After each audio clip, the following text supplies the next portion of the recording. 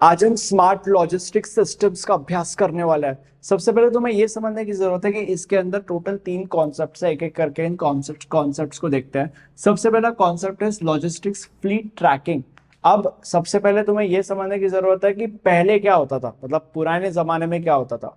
पुराने जमाने में अगर सपोज एक सप्लायर है जो कुछ प्रोडक्ट सेल कर रहा है, तो वो क्या करेगा, वो एक व्हीकल में अपने प्रोडक्ट्स को लोड करेगा और उस व्हीकल को जो भी कस्टमर है जिसे वो प्रोडक्ट्स चाहिए उस कस्टमर के पास सेंड कर देगा। Simple as that, right. But the problem is that कि अब वो व्हीकल जा रहा है। अब सप्लायर को या कस्टमर को दोनों को भी नहीं पता कि कब वो व्हीकल उनके पास पहुंचेगा, या सप्लायर को ये नहीं पता कि वो व्हीकल किस समय पे कहाँ पे है रास्ते के बीच में। ठीक है। अब तुम ये कहोगे कि यार वो व्हीकल जो इंसान चला रहा है वो फोन करके भी तो सप्लायर को बता सकता है। हाँ बता सकता है, बट वो अगर झूठ बोल रहा है तो, या कुछ बीच में अचानक से प्रॉब्लम आ गया तो कुछ भी हो सकता है। और उसके भी पुराने पहले, मतलब उसके भी पहले फोन होता ही नहीं था ना, बट ये जो प्रोसेस है वो यूज होता था। ठीक है, व्हीकल वाला। तो अभी ये जो सिस्टम है इसको थोड़ा सा मॉडिफाई करना है। तो ये जो कॉन्सेप्ट है हमारा पहला, which is logistics fleet tracking, ये कहता है कि with the help of GPS technology and with the help of other technologies, जो सप्लायर है उसको पता होगा कि जो व्हीकल है वो कब या किस समय पे किस लोकेशन पे है।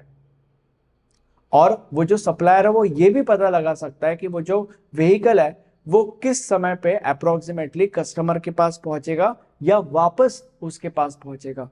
Basically the tracking of vehicle can be done with the help of this concept.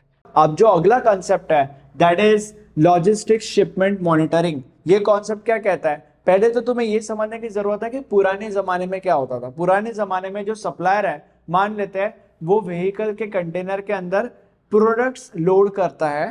Products यानी कि मैं अज्यूम कर रहा हूं कि वो फूड है। मान लेते हैं कि जो सप्लायर है वो व्हीकल के कंटेनर के अंदर फूड लोड करता है और फिर उस व्हीकल को सेंड कर देता है टू द कस्टमर।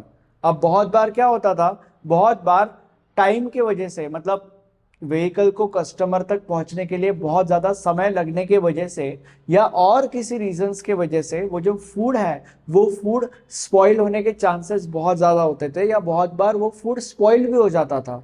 तो इसी प्रॉब्लम को सॉल्व करने के लिए हमारे पिक्चर में आता है लॉजिस्टिक्स शिपमेंट मॉनिटरिंग। एंड जरूरी नहीं है कि वो हमेशा फूड ही होता है, तुम उसको प्रोडक्ट कंसिडर कर सकते हो। प्रोडक्ट कुछ भी हो सकता है भाई। मैं फूड अज्यूम कर रहा हूं, food is the best example. ठीक है। तो जो प्रॉब्लम है मैंने तुम लोग को बता दिया, उस प्रॉब्लम को सॉल्व करने के लिए हमारे पिक्चर में आता है logistics shipment monitoring. Logistics shipment monitoring ये कॉन्सेप्ट क्या कहता है, कॉन्सेप्ट ये कहता है कि जो कंटेनर है उस कंटेनर के अंदर अलग अलग सेंसर्स लगे हुए होंगे, जैसे कि for example temperature sensor, humidity sensor, pressure sensor वगैरह वगैरह वगैरह। और ये जो सारे के सारे सेंसर्स है वो इस कंटेनर के अंडर के कंडीशन को मॉनिटर कर रहे होंगे कंटिन्यूअसली। और क्योंकि ये सारे के सारे सेंसर्स कंटेनर के अंदर के कंडीशन को मॉनिटर कर रहे होंगे कंटिन्यूअसली, इसलिए कंटिन्यूअसली इंफॉर्मेशन जनरेट होगा। और ये जो इंफॉर्मेशन है वो क्लाउड पे जाएगा और जो ऑथराइज्ड पर्सन है वो ऑथराइज्ड पर्सन उस इंफॉर्मेशन को एनालाइज करेगा और इसके मदद से वो ये डिटेक्ट कर सकता है कि कोई फूड स्पॉइलेज या प्रोडक्ट स्पॉइलेज हो रहा है क्या। अगर हो रहा है तो necessary actions would be taken for the best output. ठीक है। फॉर एग्जाम्पल अगर मान लेते हैं कि कोई ऐसा फूड आइटम है इस कंटेनर के अंदर जिसको एक पर्टिकुलर टेम्परेचर की रिक्वायरमेंट है, बट अगर बहुत ज्यादा गर्मी बढ़ गई है अचानक से because of the summer season मान लेते हैं, या बिकॉज ऑफ द टाइम मान लेते हैं, बिकॉज ये ट्रक तो ट्रैवल कर रहा है ना, तो सुबह इतनी ज्यादा गर्मी नहीं होती बट दोपहर को गर्मी बढ़ जाती है, तो वैसे हो सकता है। तो अगर बहुत ज्यादा गर्मी बढ़ गई है तो ये जो टेम्परेचर सेंसर अंदर लगा हुआ है ये बता देगा कि भाई गर्मी बढ़ गई है बट तुम्हारे फूड को बहुत ज्यादा ठंडी की जरूरत है या एक पर्टिकुलर टेम्परेचर की जरूरत है।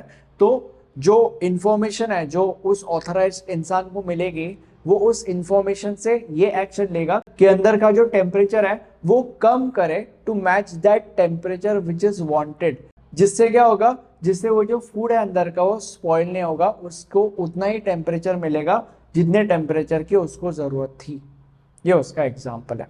अब आगे बढ़ने से पहले मैं आपको मेरे नोट्स के बारे में एजुकेट करना चाहता हूँ। अगर तुम्हें एग्जाम में पूरे के पूरे मार्क्स स्कोर करने हैं और अल्टीमेटली आपके पॉइंटर्स बढ़ाने हैं, तो ऐसा करने के लिए आप हमारे नोट्स रेफर कर सकते हो। नोट्स के अंदर आपको एग्जाम में आने वाले मोस्ट ऑफ द क्वेश्चंस और उनके आंसर्स बहुत ही ज़्यादा आसान भाषा में लिखे हुए मिल जाएंगे।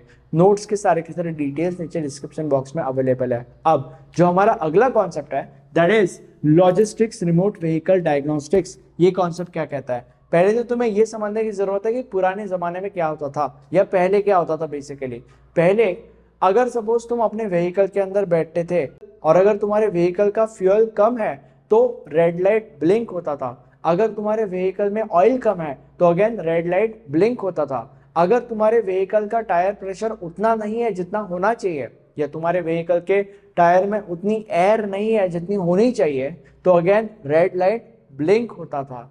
तो बेसिकली एंड सो ऑन, ऐसी चीजें होती थी बेसिकली। अब अगर इन सब चीजों को तुमने ऊपर ऊपर से देखा तो बेसिकली क्या हो रहा है, प्रॉब्लम आ रहा और रेड लाइट ब्लिंक हो रहा। ठीक है, प्रॉब्लम आया, रेड लाइट ब्लिंक हुआ, ये हो रहा है। मतलब प्रॉब्लम आया and you would get notified, तब ये हो रहा है, राइट। तो अभी हमारा कॉन्सेप्ट क्या कहता है? हमारा कॉन्सेप्ट ये कहता है कि दिस बुलशिट, इसका कोई मतलब नहीं है।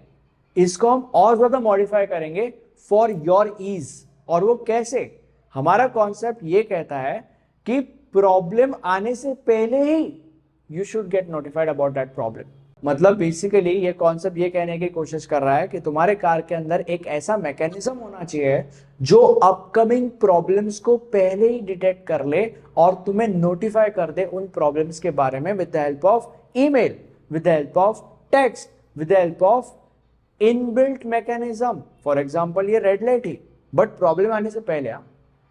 ओके, और ये सब इसीलिए ताकि तुम उन अपकमिंग प्रॉब्लम्स के ऊपर पहले ही एक्शन ले लो and you would be in a better position, right. तो ये कॉन्सेप्ट ये कहने की कोशिश कर रहा है।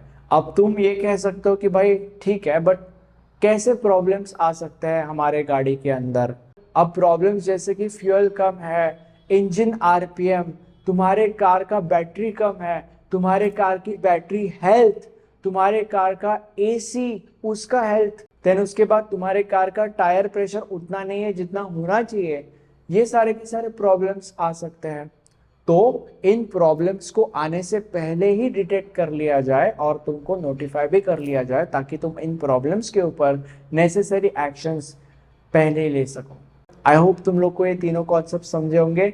ये हमारा प्लेलिस्ट है, इस प्लेलिस्ट के अंदर आपको इस सब्जेक्ट के सारे लेक्चर्स मिल जाएंगे। Thank you so much.